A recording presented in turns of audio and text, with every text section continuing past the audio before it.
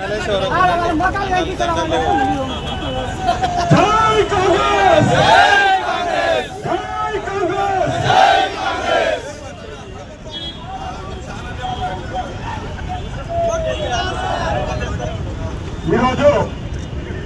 మనందరికీ కూడా తెలుసు, మొన్న జరిగిన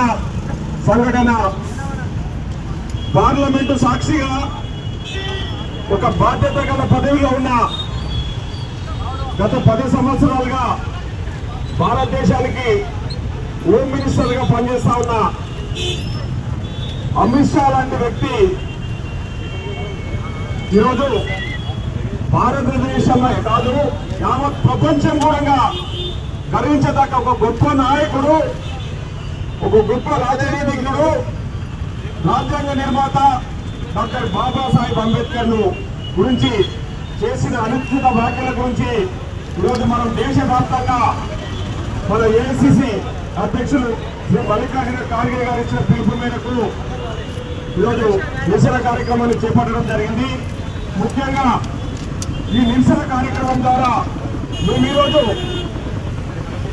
దేశ ప్రధానమంత్రిని, అదేవిధంగా దేశ అత్యున్నత స్థానంలో ఉన్న భారతదేశ అధ్యక్షురాలను ఈ కార్యక్రమంలో పాల్గొనడానికి నాతో పాటు ఇక్కడికి వచ్చేసిన సిడబ్ల్యూసి ప్రత్యేక ఆహ్వానితులు పెద్దలు చాలా వంశచంద్రరెడ్డి గారు, స్థానిక శాసనసభ్యులు ఎన్ఎం శ్రీనివాసరెడ్డి గారు, అదేవిధంగా జడ్చర్ల శాసనసభ్యులు అనిరుద్ధ్ రెడ్డి గారు, మరియు రాష్ట్ర minority cell finance corporation chairman Shri Upendra Kotwal గారు, మన మున్సిపల్ చైర్మన్ ఆనంద్ గౌడ్ గారు, ముడా చైర్మన్ లక్ష్మణ్ యాదవ్ గారు, ఇంకా ప్రధాన పిసిసి ప్రధాన కార్యదర్శి వినోద్ కుమార్ గారు, ఎంపీ వెంకటేష్ గారు, చంద్ర కుమార్ గారు, ఎస్సీసీ మహబూబ్ గారు, జిల్లా అధ్యక్షుడు సాయిబాబా గారు, మహిళా కాంగ్రెస్ అధ్యక్షురాలు వసంత గారు, అదేవిధంగా మార్కెట్ కమిటీ చైర్మన్